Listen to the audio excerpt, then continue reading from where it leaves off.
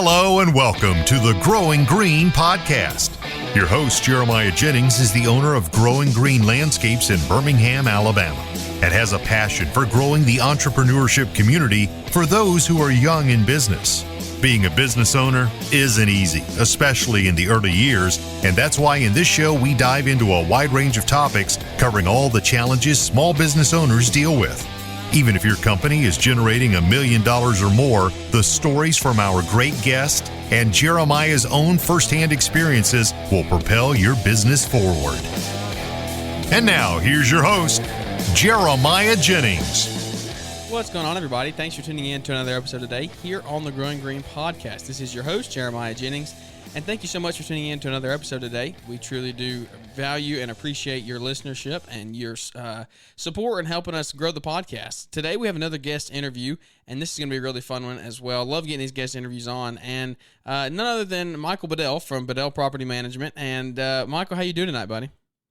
I'm doing great, my friend. How are you? I'm good. I reached out to you a little bit ago and wanted to link up. I know, like I said, we were talking off air here. I've heard a lot about you, and so I was like, well, I mean, you've kind of been infamous. I haven't been able to get my hands on you or talk to you or anything, so I wanted to get you on for a podcast tonight and see how much value we can bring. I know you are a man full of value, and just wanted to see if we can hear some more of your story and just kind of dive into some things tonight.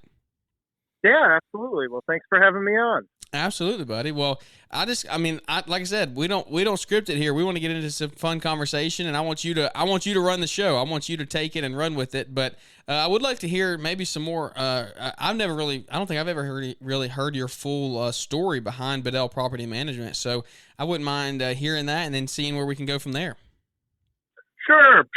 So I guess, to keep probably too long of the story short, I was the neighborhood lawn kid.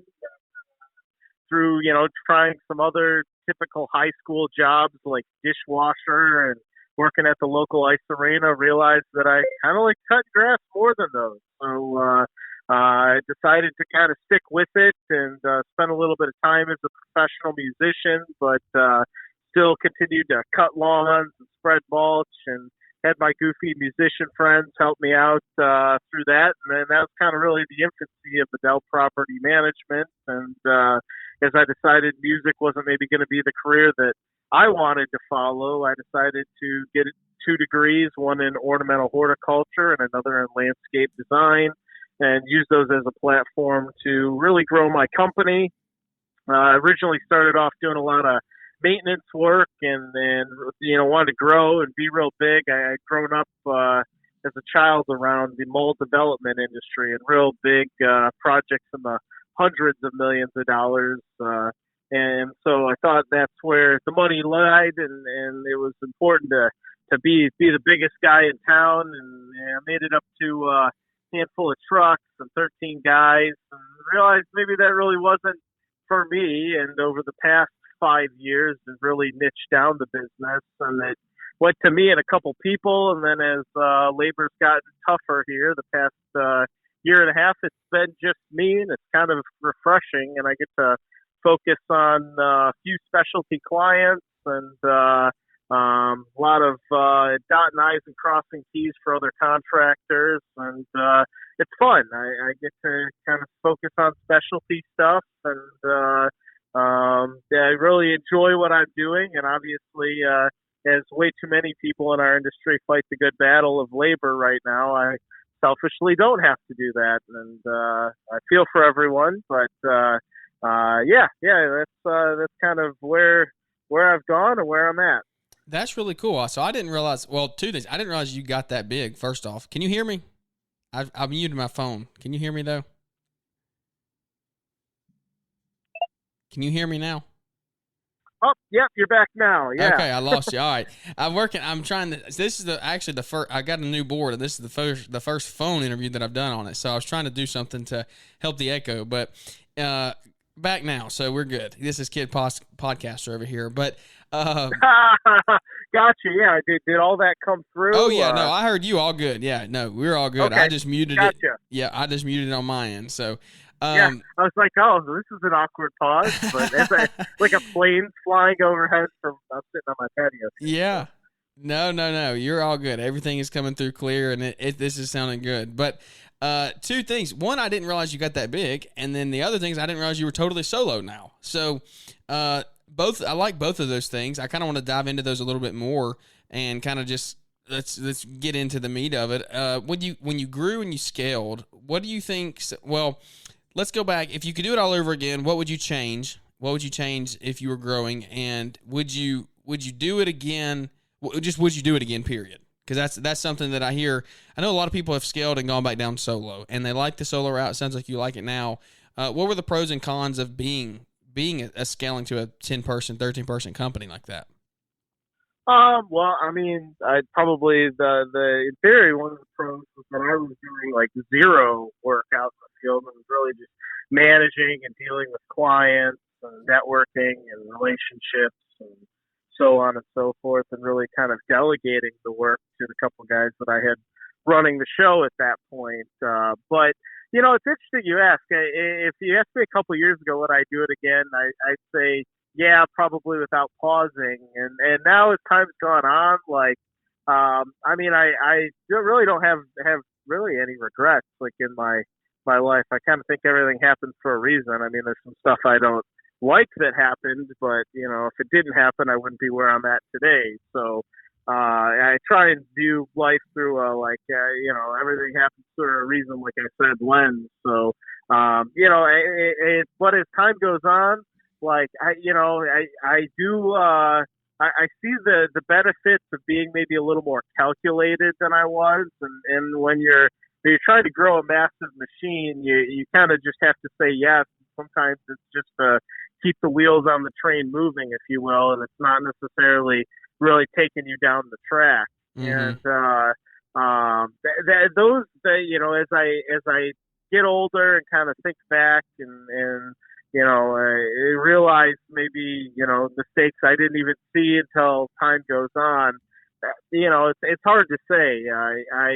I think I made the right move for the timing and where everything was at. I think that's, if anything, maybe the takeaway that people could take from that is that, you know, it was a move based on market cycles and availability of different things, be it work, labor, equipment, or otherwise. And, you know, that probably kind of leads into, you know, why I've gone completely the other way on that. So that's I totally understand all of that stuff. And what do you think your biggest challenge was in being big? Is it because how long ago did you scale back down? Like, how long were you that size?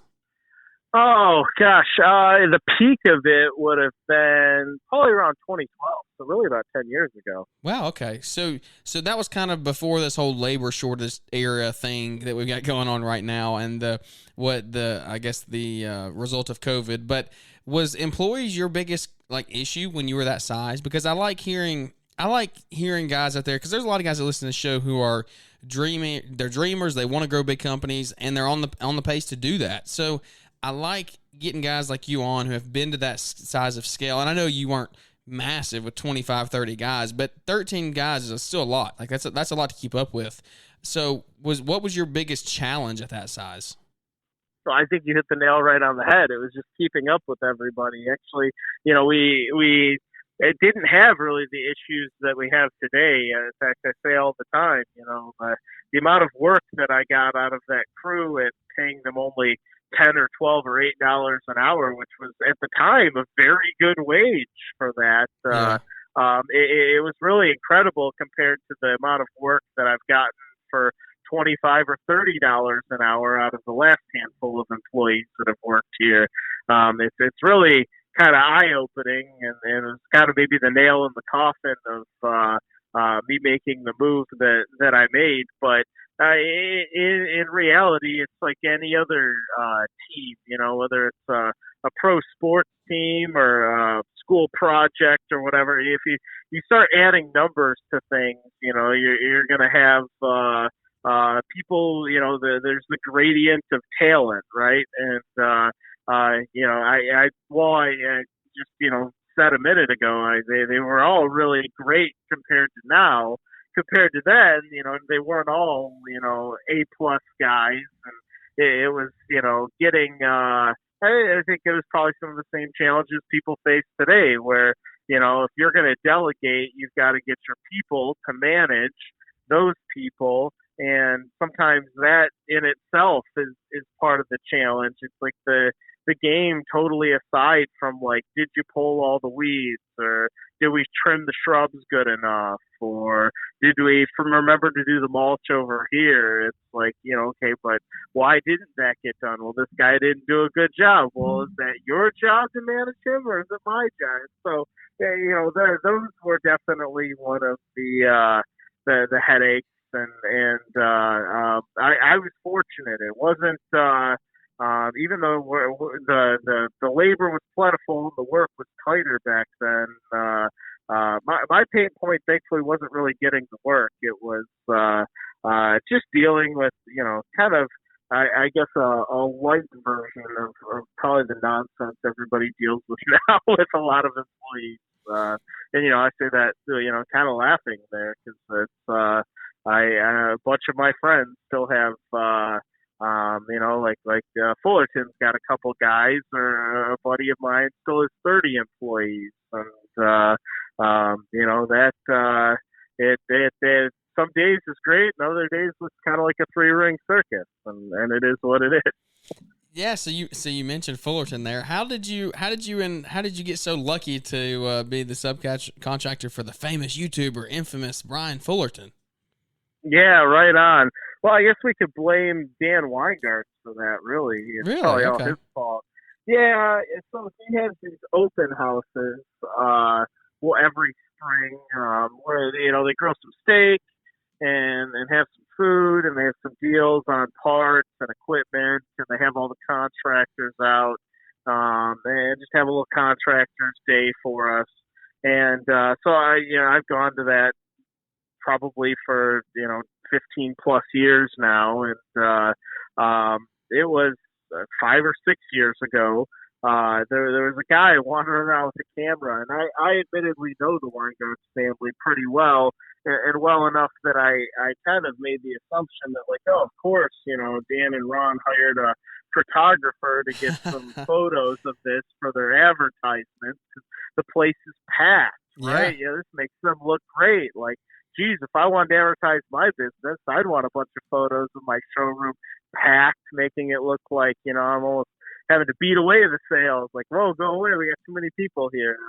Rather than, the other way around, the showroom where the mowers are all lined up, but there's no one there, right? And, it just speaks to kind of, Weingart's has got a good thing going, that they can host a party, and then the room is packed, and everyone's, waiting in line to spend their money. So, so anyway, I said to Brian, not knowing who he was, and I think admittedly, his follower count was probably in the hundreds, maybe thousands at that point on YouTube.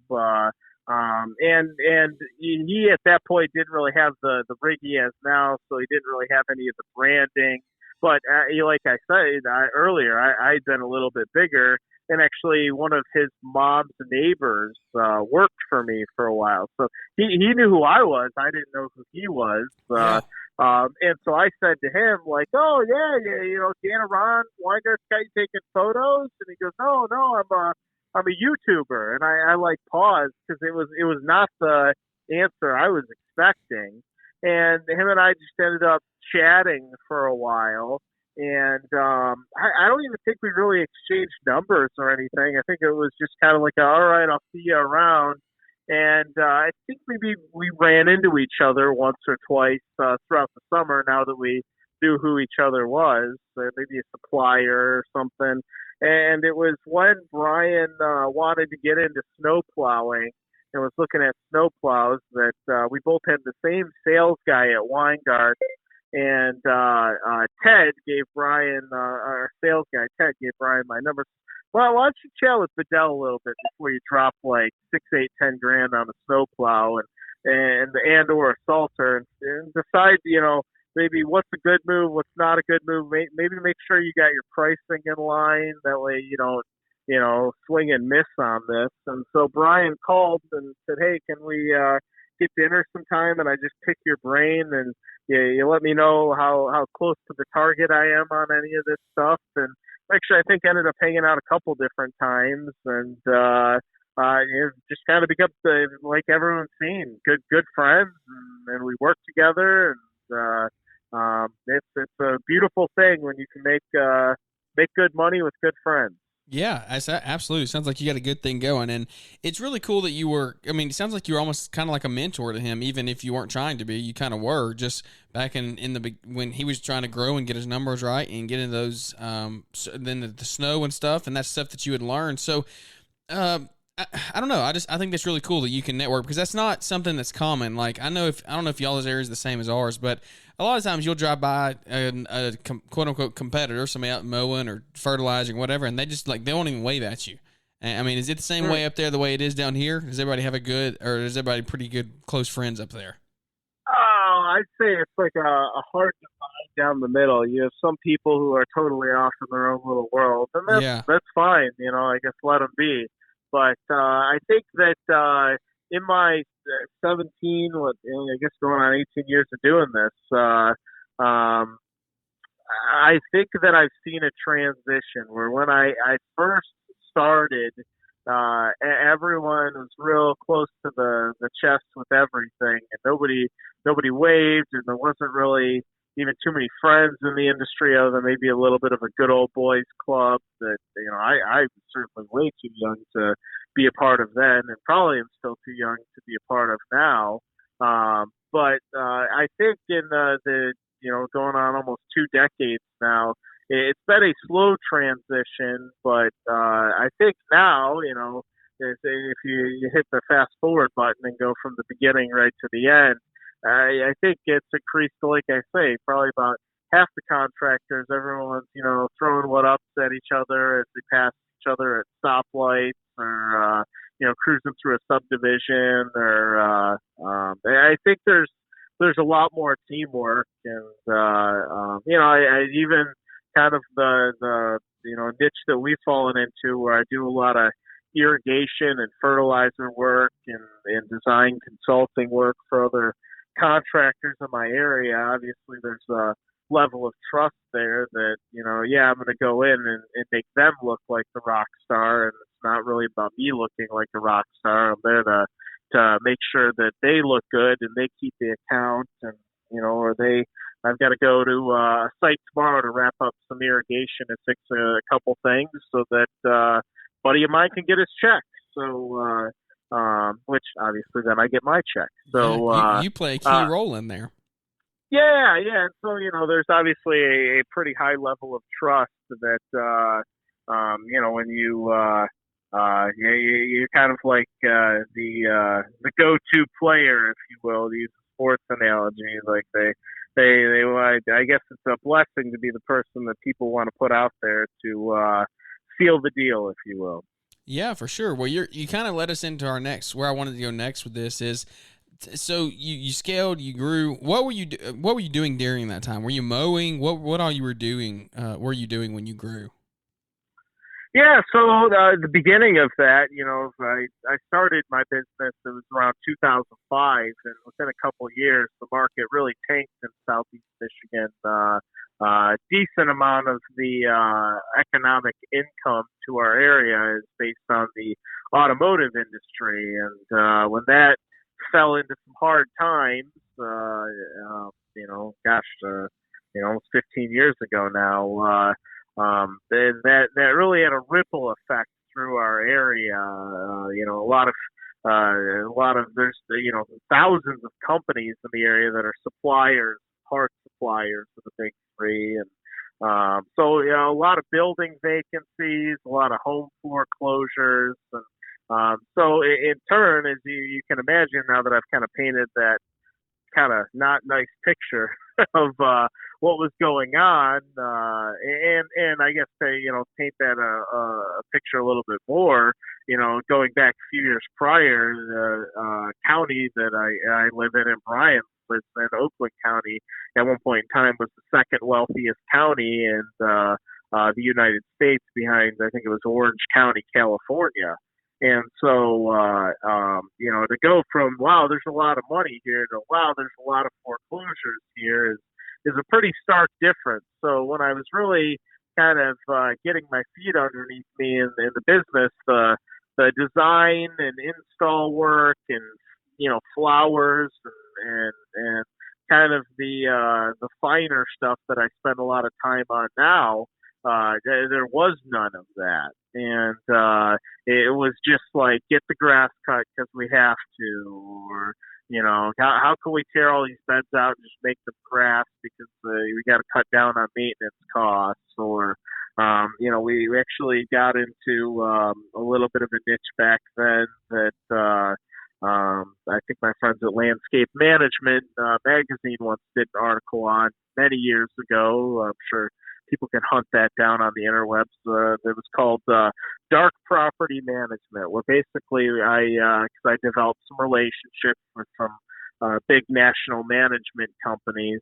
We kind of had a very honest conversation where rather than getting, I got to get 5 bids and we're going to go with the lowest bidder. It was like, this building's vacant. We're just trying to keep the city off the landlord's back. Like, here's our budget, which is nothing because there's no income on this building and it's a bleeding asset for the landlord. Like, how can we develop some sort of plan where we maintain what we need to, but we don't have the city fining us and just further burying our landlord to the point where he gets foreclosed on, and then this all goes belly up. So I got into building these management plans that weren't overly glamorous, but covered our costs and made us money. And actually even worked with the cities a little bit, a few different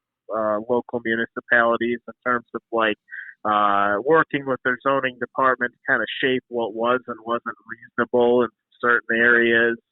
We came to some agreements. And so it was kind of an interesting process. And then the market recovered a few years later and all that stuff faded away as people wanted to move back into those buildings. And we slowly, over the next 5 years, actually transitioned to the complete other end of the market, where we really focused on a lot of higher end homes and some of those people's buildings, because people that live in nice homes make that money some way, and some of them make it through commercial real estate or otherwise. And so we kind of moved on from really working with property management companies to more privately held things. And as we kind of really grew into that niche, that's really kind of what I've whittled down to today, where there's just a small portfolio of privately held commercial buildings and multi-million-dollar estates that I maintain, and then another portion of my portfolio is doing work for Brian and a handful of other friends of mine.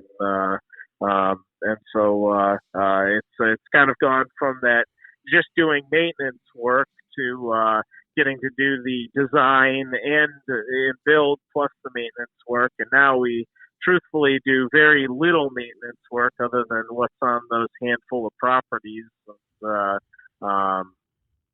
That's what keeps me busy. Yeah, I think you got a hold of the little bit of notes I had before this. I think you got a hold of those because you just keep making seamless transitions for us tonight. So you stay one step ahead of me. That's where I wanted to go next. So now, from what I've seen on your Instagram and stuff, and heard what you've talked about other places, you're doing a lot of higher end stuff. The stuff that you do have are very high end customers. It's niche and very detail oriented. And I heard on Paul's podcast, you have somebody in the Forbes, top 50? Is that right? Do you have the confidence to bid for and land commercial contracts? Hey friends, it's Marty, and at launchpreneuracademy.com, we want to help you unlock the opportunity to capture more commercial work. Brian has a training program that not only provides you access to the lawn care, landscaping, commercial contract that he uses in his biz, but you're also going to get access to an explainer video where he shows you exactly how to use this contract and help you earn more from area businesses and companies. Now is the time of the year to lock in commercial work, and this contracting strategy will help you do just that. Open up the doors to unlimited possibility with your lawn and landscaping business and approach commercial work with confidence with this extremely affordable commercial contract. Download it today for just $49 at the Lawntrepreneur Academy. A quick link is in the show notes. Yeah, yep. That's crazy. So how, I mean, and this is obviously not going to say who it is, but is there any, how do you even get in those circles? Like, how do you get in that door? Is that something, I mean, because the reason I asked that is not to be like starstruck. Whoa, that's somebody in the Forbes. Like, yeah, that's insane. I think you know that, but maybe somebody else could take something from this and learn. Because, I mean, I know that's a big goal for a lot of people is they want to work for high-end customers who really want the best service and they want to pay for that. They want to pay for a premium. But those kind of people don't run in the everyday circles out in the community. Like they have their own certain groups. So like, is there any advice you could give to somebody on like how do you even do that? How do you even try to get in those type of circles to get your name out there? Yeah, well, admittedly it's tough because there is a barrier to entry and it's timing. The biggest element I think is being in the right place at the right time. You know, I've always kind of believed that life is a big job interview, and whether you're pumping gas at the gas station or taking the garbage out or whatever it is, all these mundane tasks that we do, it's how we do them that you never know who's watching and who's going to be seeing things or who's going to meet with somebody that you work for and ask some questions. And all those big accounts have come from referrals, but the getting in the right spot to even get that first account, an element to that was timing. And I think it's some of the bigger accounts that we've got, the few that I still do now that I've done basically my entire career that, I think there was an element of, the market was curving a little bit and a nice way to cut some costs was take a chance on someone that maybe was young and had some lower overhead, but wasn't necessarily short on some experience because I spent a lot of time in the classroom. Ultimately, I think, just being in the right place at the right time, it will probably get you in those doors. The problem is you can't ever act a fool. Like you've got to bring your A game everywhere and because in turn, like you just don't know who's around and out and about. The thing I think people like don't always realize is that when we see celebrities out and about, or when I was servicing an account the other year, I had to stop because the vice president had to drive by, and they didn't want any power equipment going on the weird chance that like the lawnmower blade ricochets a rock and it hits the limo or something like that. Yeah. And so when big people go around, there's this entourage, right? But a lot of the real wealth doesn't have an entourage, and there are people that even live pretty humbly in your area that have some deep pockets. Yeah. And I think to kind of finish that statement off, I think as we move into different economic conditions the next 24 months, I've already seen a move to deep value from everyone who's understands kind of the bigger economic picture here, and they're looking to align with someone that maybe price isn't the biggest of concern depending on what market you're living in and what type of work you're doing, but there will become a crunch here where if you can't perform on the quality and somebody else can, the fact that the prices have gone up and up and up and up, there's never any twist on that, and the quality isn't super super high. I think the people that they almost have the three-ring circus going, if you will. It's going to get really, really tough, really, really quick because people may be able to put a better product together than you can at a lesser cost.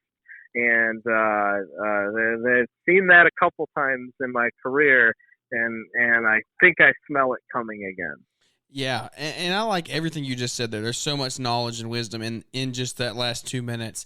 One of the things that I think I take away the most is it goes back to, I think everybody knows this, but it's good to be reminded of it, of even when you're sitting there pumping gas, people are watching you. That's something that is just so crazy. And like, you don't, even if it's at the end of the day, but if you're in a company truck or something, even if you're not in a company truck, but you're out in the community, people see you out mowing, and you're out there pumping gas with a cigarette hanging out of your mouth and pants half down, like nobody with any wealth or, I don't know, I guess just nobody with a high-end property that they're not going to call you. They're not going to want you on their property if you're not looking professional.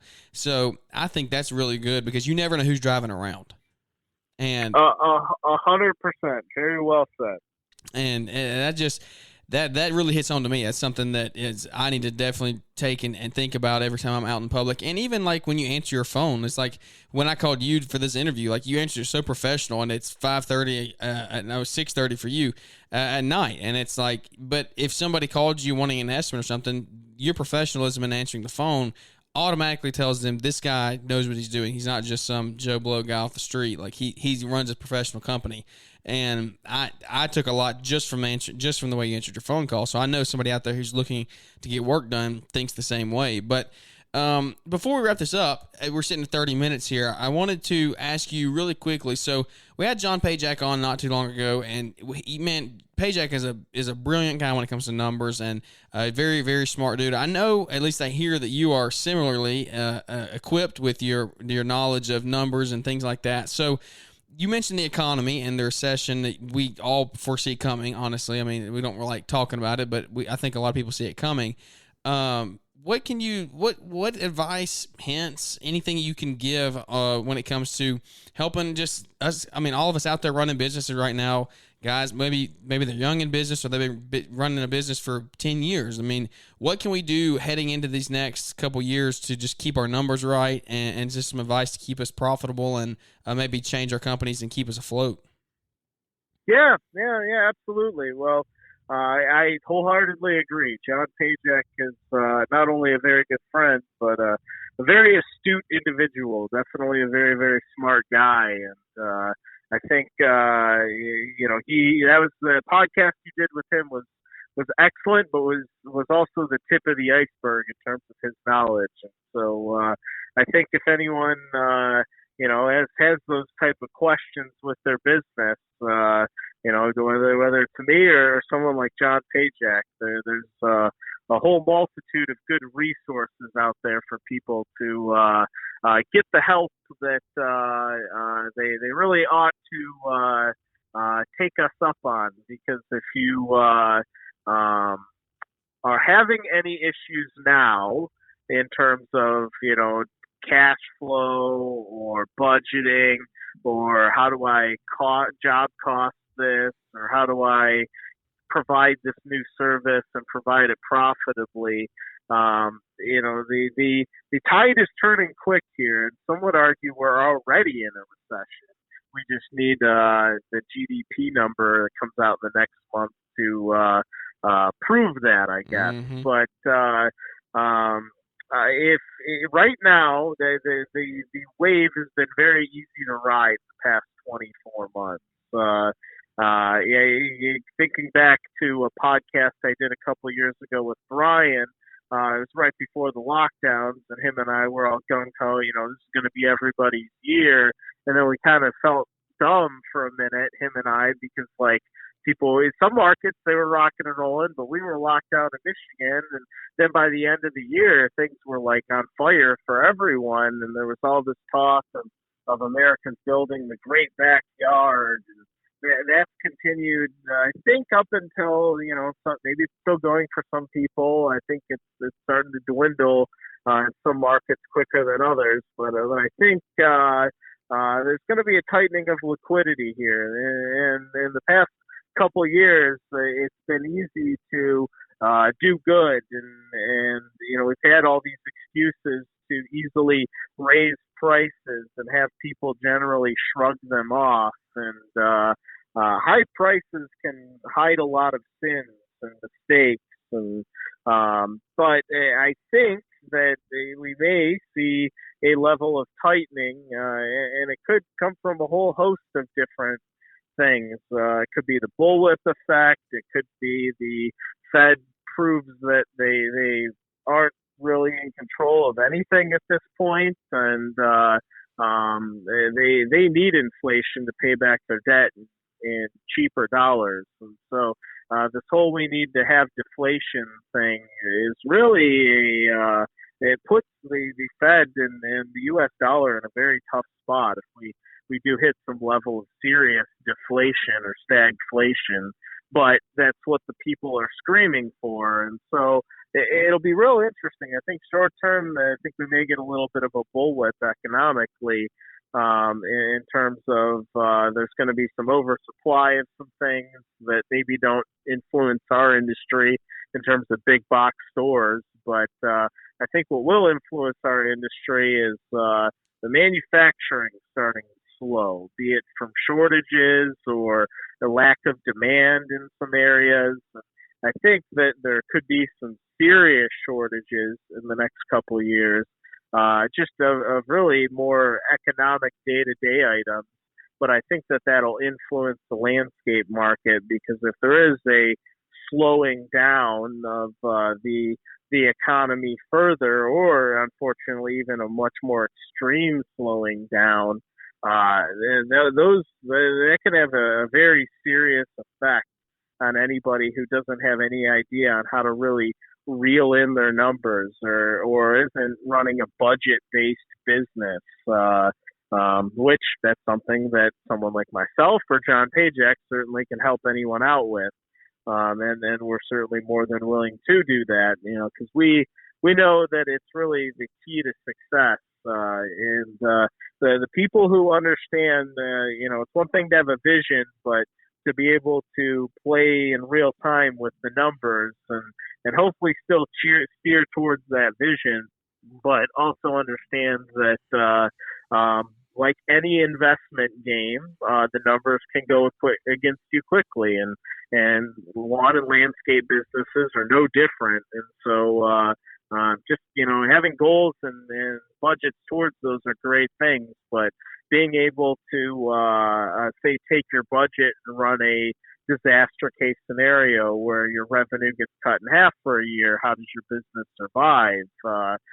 Just this past week, the banks had to do a pressure test with the Fed, and I'm not sure a lot of businesses do pressure tests. And so, if you're doing those type of things and you're sitting in a good spot, then you really shouldn't be scared about any of the things that I just said. But if you aren't doing those things, then you're running on luck, whether someone's told you that or not yet. And the wise money is about to move out and hold for deep value. And if you're not deep value, could get a little tough here. So I guess maybe this is the shot across the bow for some people that you're not in tough times yet, and you can actually make this could be your biggest opportunity. You could make all your dreams come true, but it is a numbers game, and the people who know their numbers best, i.e. understand what it costs them to do anything and everything profitably, those are the people that will win and will be here as long as they want to be here.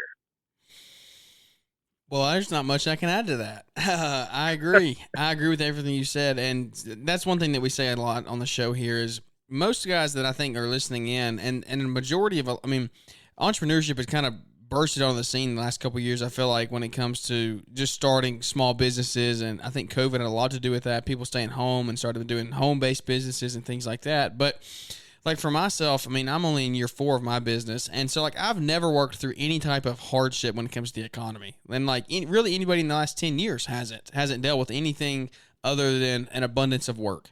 like plenty of work to go around. And I think what you're saying there is totally accurate, because I'm preparing every day, trying to prepare every day for there to be a day in the next months where calls stop coming in and new business slows down. And I think that's so crucial. Like, if I don't know, I mean, maybe just one piece of advice you could give, maybe one thing.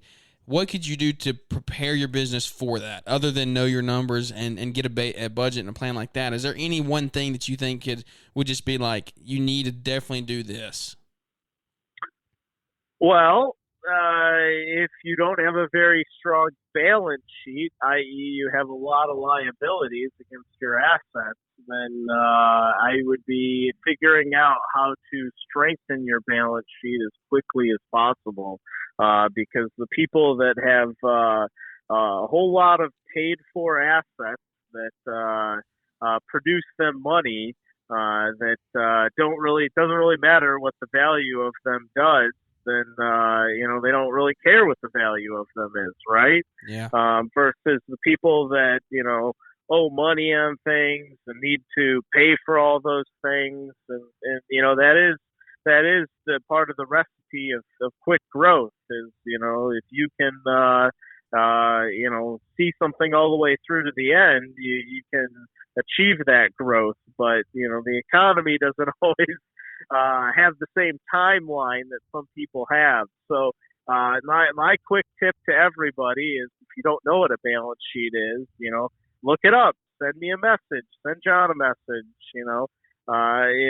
Send somebody else who you think might know a message. Call a financial a planner and have some conversations with them and ask them why that's important. Talk to your accountant about it. And if you don't have an accountant and you're not strong at your books, get an accountant and ask them to help prepare you a balance sheet and help you understand what that is. But all the people that I work for which thankfully it's pretty much all of them that have very, very strong balance sheets right now.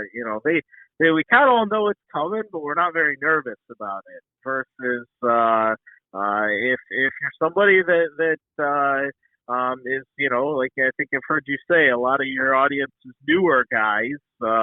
You haven't maybe had the luxury that I've had of all this time to build that up, and that is unfortunate, but the economy doesn't care.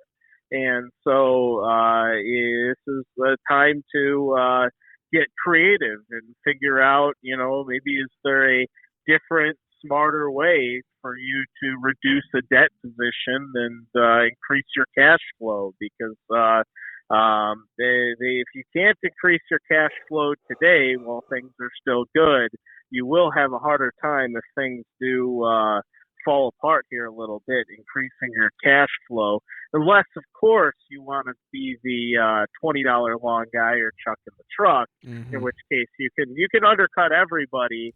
But if you're still not doing that in a profitable manner, you do end up like a lot of those people. And I guess that's kind of maybe the last thing I'll mention is there will be new people that enter the market out of desperation, probably, or otherwise, that want to try and undercut stuff. And don't play that game. Don't freak out about it. Yes, you may lose some clients. Those aren't the clients you want anyway. And don't play that game, because those guys never survive. Someone who's been in the business a little bit longer than maybe someone who's only done this a couple of years, play your game. Know what your costs are. Know what your bottom line is. Know what you can and cannot do work for.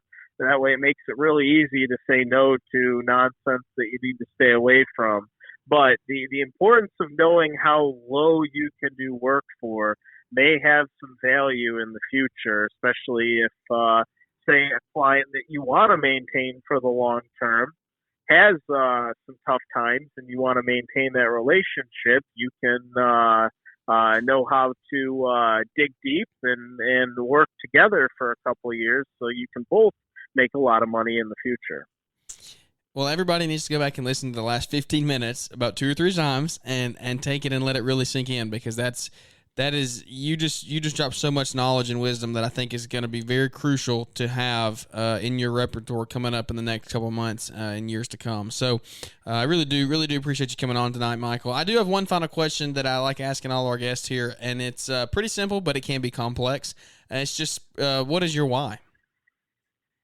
Oh, well, that's a good one. My why is to leave the world a better place than the way I came into it.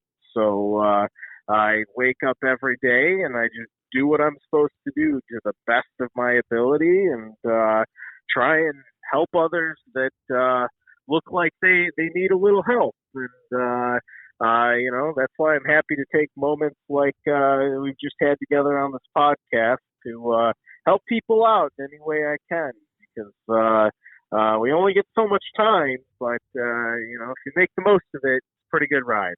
That's right. It's all about how you spend it, and I think you've done that tonight. You've added so much value, and I know guys and girls out there are gonna listen in. They're gonna learn a lot from this. So where can everybody find you if they do want to connect with you? Maybe about getting some help with their numbers, or just anything along the lines of helping their business. How can they reach out and connect with you? Yeah, absolutely. Well, you can always find me at debtfreelandscaper.com or Instagram, Facebook, Debt-Free Landscaper, or you can find my business, BedellPropertyManagement.com or at Bedell Management. That's MGMT. Nice little abbreviation there over on Instagram and Facebook. And feel free to shoot me a message, and I'm always happy to get back to people. Sometimes it takes a day or two, but really do enjoy connecting with everybody and trying to help people out with stuff that might be a big issue for them, but pretty easy solution for somebody who's been around the block. And I'm always happy to take the time. That way, we all do what we're supposed to be doing, and don't sweat the little stuff, because in reality, I think it's all little stuff. Absolutely, man. That's good stuff. Well, we will leave the links to the Debt-Free Landscaper and your Instagram in the show notes today, so y'all can just go click on those, and it'll take you straight to them to connect with Michael. And go let him shoot him a message, let him know that you enjoyed this episode if you did.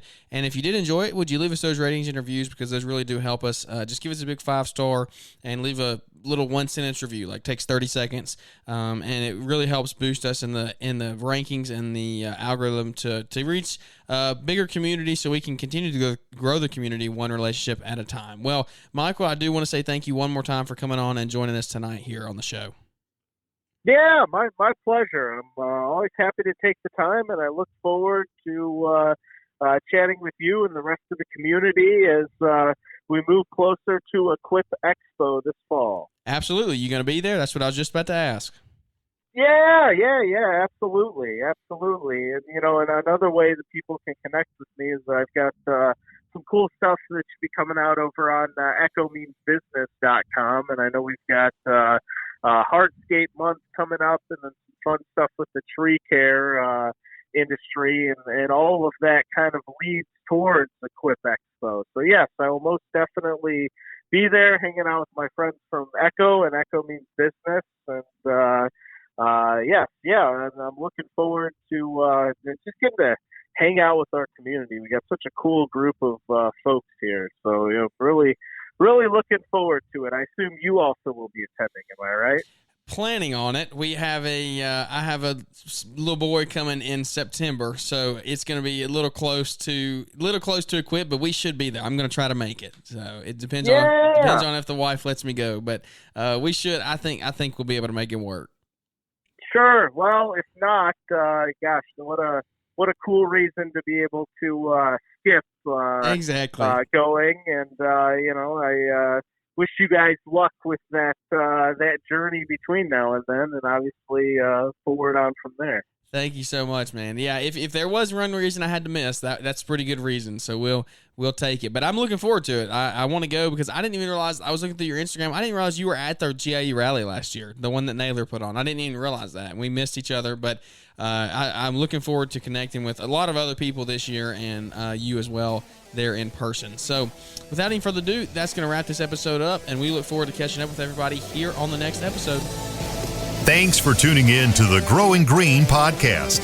It is an honor to have you listening, and we hope you receive valuable advice to help take your business to the next level. Don't forget to follow the podcast so you'll be notified when our next episode drops.